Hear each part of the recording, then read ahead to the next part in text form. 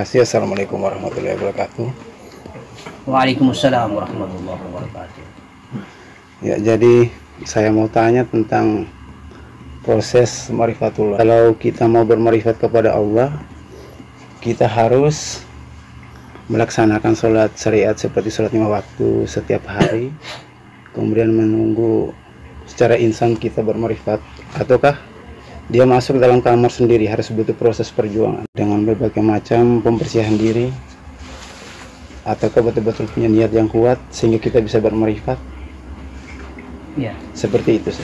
Terima kasih. jadi orang mau bermakrifat itu butuh proses yang cukup panjang. Proses mujahadah, proses muraqabah, syarat syariat itu harus dipenuhi. Makrifat itu dalam berbagai tingkatan.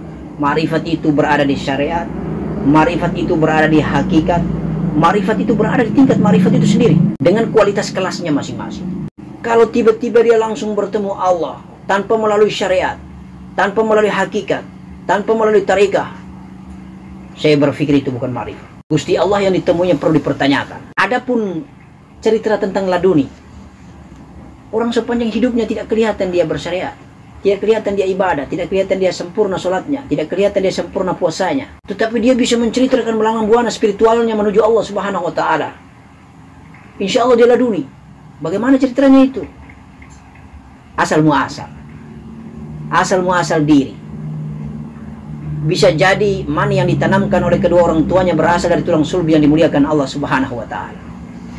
Melalui hubungan ibadah batin antara bapaknya dengan mamanya, dalam keadaan ridhoi Allah Subhanahu wa Ta'ala, bersih dan suci, maka Allah ladunikan dia dengan ilmu yang dahsyat dan luar biasa. Tetapi tidak bisa kita mengangkangi atau kita membelakangi syariat, karena syariat itu juga adalah tareka. Maksudnya syariat dalam konsep kita melaksanakan sholat misalnya 5 waktu itu juga tareka. Mengapa? Karena waktu takbir bisa saja kita bertemu dan bermakrifat kepada Allah. Waktu ruku bisa saja kita bermakrifat kepada Allah. Waktu sujud bisa saja kita bermakrifat kepada Allah. Allah kasih kebesaran macam-macam. Proses yang panjang.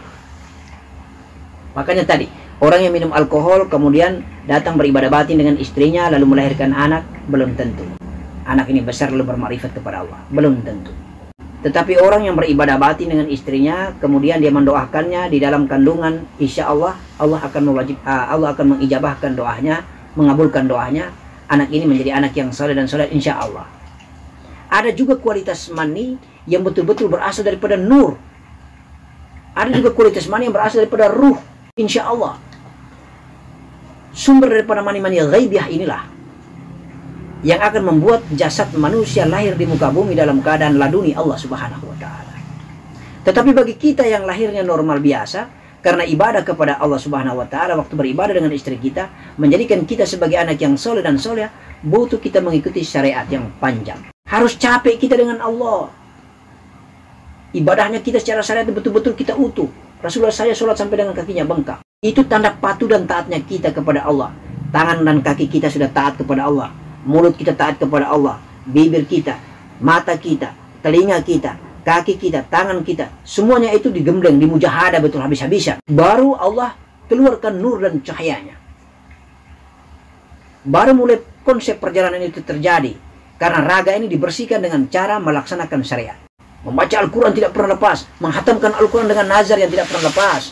Melaksanakan puasa, berbagai macam puasa, wajib dan puasa sunnah. Melaksanakan sholat sampai dengan sholat sunnah-sunnah. Sunat tahajud, sunat duha dan sunat berbagai macam dijalankannya. Bertafakur dan bertatatur. Sholat syariatnya jalan, tafakurnya jalan dikala 2/3 malam setelah habis sholat.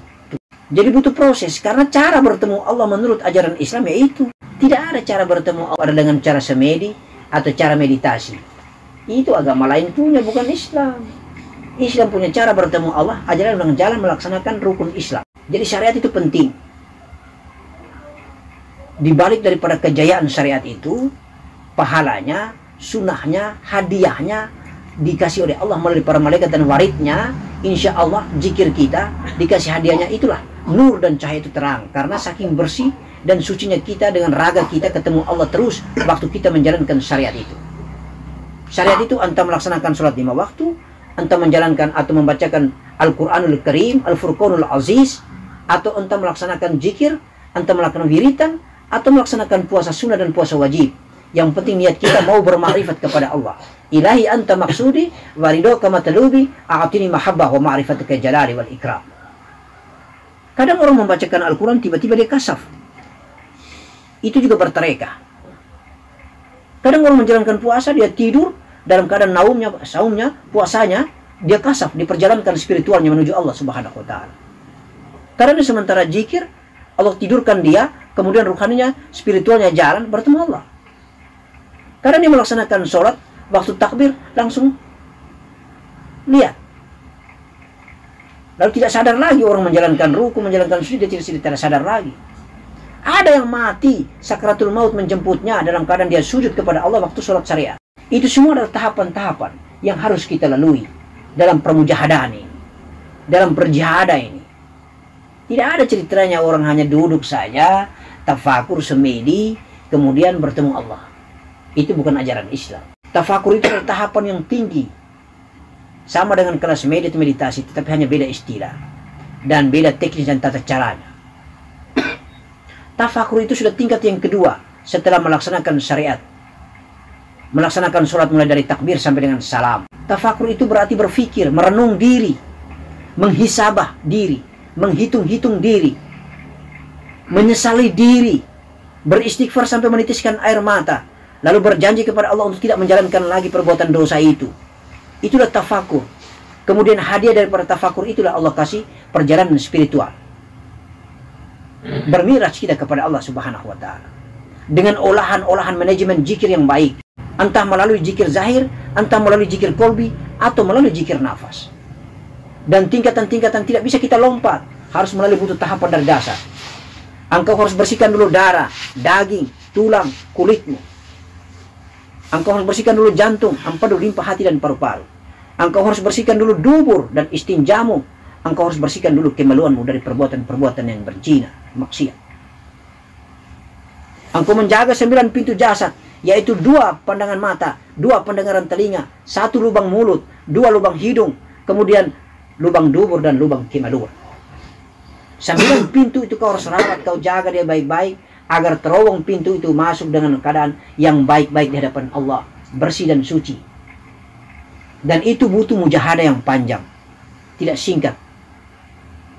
Kalau semua itu sudah didatangi oleh nurnya Allah Subhanahu wa taala, maka menjadi kasaf penglihatan kita.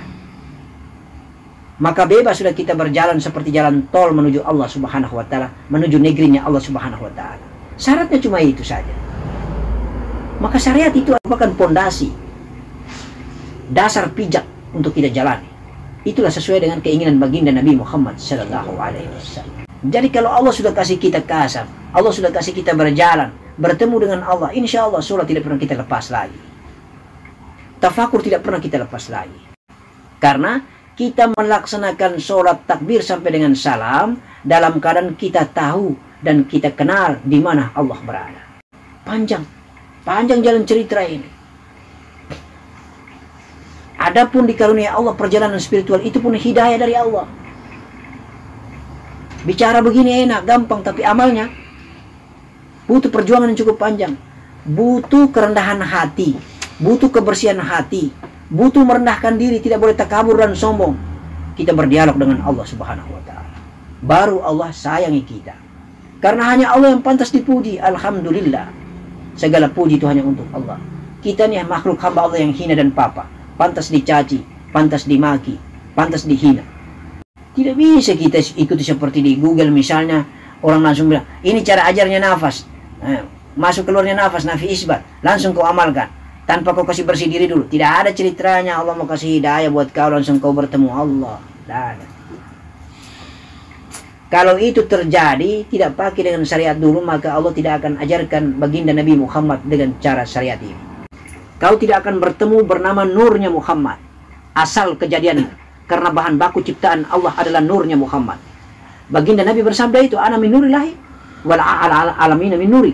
Aku berasal dari cahaya Allah dan karena cahayaku ini seluruh alam tercipta.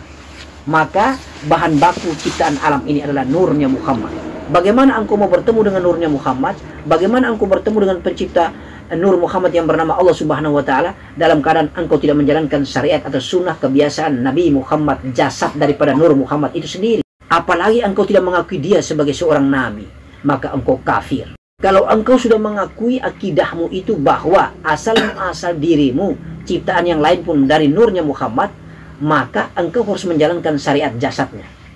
Apa syariat jasad Nabi? Itulah rukun Islam yang diajarkan kepada kita. Urusan hidayah, ilham ilahiyah dari Allah Subhanahu wa Ta'ala itu adalah urusan Allah. Kita punya tugas adalah membersihkan diri dan mensucikan diri, lalu menjalankan syariatnya. Gitu. Setelah kita menjalankan syariat, kita sudah melampaui tafakur, mengamalkan amalia zikrullah, amalia tasawuf, insya Allah tentang kita bisa berjalan menuju spiritual, kita berjalan menuju Allah, itu adalah gawean kebesaran dan kekuasaan Allah Subhanahu wa Ta'ala. Sehingga kemuliaan daripada syariat itu adalah kemuliaan raga dan jasad kita. Raga dan jasad kita kalau sudah dijubahi oleh cahayanya Allah Subhanahu wa Ta'ala, oleh nurnya Muhammad, insya Allah di dalam kubur kita utuh, tidak dimakan tanah, tidak hancur berai, tidak menjadi tengkorak dan dienyami oleh binatang aneh-aneh di dalam kubur. Karena insya Allah dia tidak bau, dia akan menjadi wangi, dihiasi seperti kasturi oleh Allah Subhanahu wa Ta'ala. Karena jasad itu mulia di hadapan Allah. Jasad itu patuh dan taat menjalankan syariatnya. Ruhaninya mulia di hadapan Allah, jasad pun mulia di hadapan Allah. Maka utuh kesempurnaan paripurna antara jasad dan ruh ini terbawa pergi dari alam dunia sampai ke alam barzah. Dia hidup selama-lamanya. Dia akan menjadi wali-wali Allah, kekasih Allah Subhanahu wa Ta'ala yang sangat dekat di sisinya. Pantaslah orang ini meninggal disebut inna lillahi wa inna ilaihi raji'un. Dari Allah kembali ke Allah Subhanahu wa Ta'ala. Maka pertanyaan Retno itulah jawabannya. Syariatnya seperti itu. Harus kita penuhi. Tidak bisa kita tidak bersihkan diri harus kita langsung lompat mau bertemu Allah. Tidak ada cerita. Kalau tidak melalui syariat sunnah, syariat Nabi, kita bukan umatnya Muhammad. Kalau kita umatnya Muhammad, jalani ma'rifat kepada baginda Nabi, ma'rifat kepada Allah, ikuti syariatnya Muhammad. Sunnahnya baginda Nabi Muhammad, itulah syariatnya. Maka sampai meninggal pun, waktu meninggal pun dia titipkan pesan itu. Hanya dua yang dititipkannya, Al-Quran dan sunnah. Al-Quran kitab firman Allah, dan sunnah kebiasaan-kebiasaanku. Jadi kita harus mempraktikkan dan mencontohi kebiasaan baginda Nabi.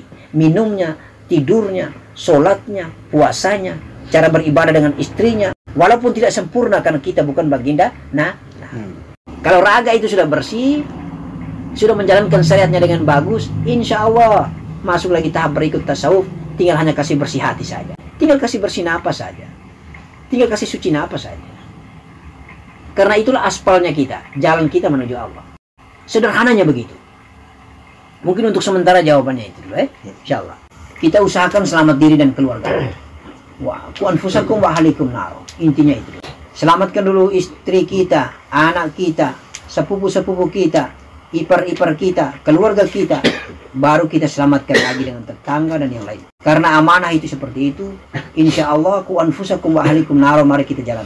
Bagaimana kita mau mengajak orang lain sementara istri kita juga belum beres, anak kita juga belum beres?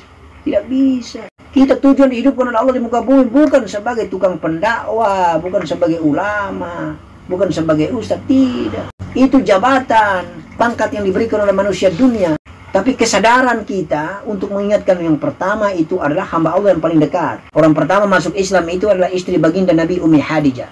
Maka implementasinya di diri kita adalah bahwa yang pertama kita selamatkan adalah istri kita. Kalau istri kita belum pakai jilbab, kasih ajar dulu istri kita pakai jilbab, baru ajar orang lain. Jangan kau pergi ajak orang lain pakai jilbab, istrimu saja kau tidak pakai jilbab. Istrimu saja pakai celana pendek, menor sana menor sini. Bagaimana kau bisa ajak orang lain sementara kau dakwahi istrimu saja tidak beres? Jadi memang kita datangi pertama itu adalah istri kita, kemudian anak kandung kita, lalu sepupu-sepupu kita. Itu baru watawasau bil haq watawasau bis sabar. Saling menegakkan hak dan menjaga kesabaran. Karena hanya mereka keluarga yang terdekat inilah yang akan mendoakan kita dan ijabah oleh Allah Subhanahu wa Ta'ala. Sementara yang lain itu pendukung. Kita ini bisa saling membantu. Istri kita besok lusa insya Allah barangkali ya dia mengambil suami lagi, tetapi anak kita, maka Rasulullah bersabda hanya anak kandung yang saleh, tidak ada istri yang saleh yang mendoakan dihijab oleh Allah. Anak kandung, karena istri itu bisa saja dia nikah lagi. Tapi anak kandung tidak mungkin lepas nasabnya dari kita. Jadi nasihat dengan anak kandung itu penting. Ajari anak kandung itu penting. Ilmu ini jangan sampai kita hanya terima, tetapi anak kandung kita tidak paham. Istri kita tidak paham. Karena kita saling mendoakan tuh. Jangan kita berlaga kayak ulama, anak kita menor sana menor sini. Orang bicara apa nanti? Apa gayanya kayak ustadz sama anaknya itu juga ke sana kemari, tidak jelas. Itu yang jadi tidak sinkron, tidak ada hubungannya. Kalau jahat, buah jatuh tidak jauh dari pohonnya. Tapi kalau baik baru anaknya jahat, bagaimana? Buah jatuh mau dekat dari pohon? Tidak. Bukan buah jatuh tidak jauh dari pohon, tapi buah jatuh jauh dari pohonnya. Bapaknya ulama, anaknya perampok misalnya. Tidak boleh. Supaya anak kita juga anak yang saleh, kita juga harus saleh. Istri kita juga harus saleh. Nah, butuh proses. Butuh kesabaran panjang. Tetapi kita tidak boleh capek dengan Allah. Kita harus sopan dengan Allah. Tabe kita dengan Allah Subhanahu wa ta'ala. Allah sudah kasih kita cukup banyak. Kita balas kepada Allah itu hanya menyebut namanya, berzikir kepadanya. Hanya beribadah itu tidak sampai dengan 10 menit. Membaca Al-Quran pun tidak lama. Bersedekah pun adanya karena memang harta miliknya. Kalau kelebihan mari kita bagi kepada yang tidak mampu. Kalau ada kesempatan naik haji kalau mampu. Insya Allah. Itu bentuk daripada sopannya kita, tabeknya kita kepada Allah Subhanahu wa ta'ala. Taatnya kita kepada Allah, bahasa agamanya. Bahasa agamanya itu, taatnya kita, patuhnya kita, tabeknya kita. Kalau kedua orang tua saja kita tabe, apalagi Allah. Harus lebih kita tabe dari segala makhluk ciptaannya. Allahu Akbar. La ilaha illallah Muhammadur Rasulullah.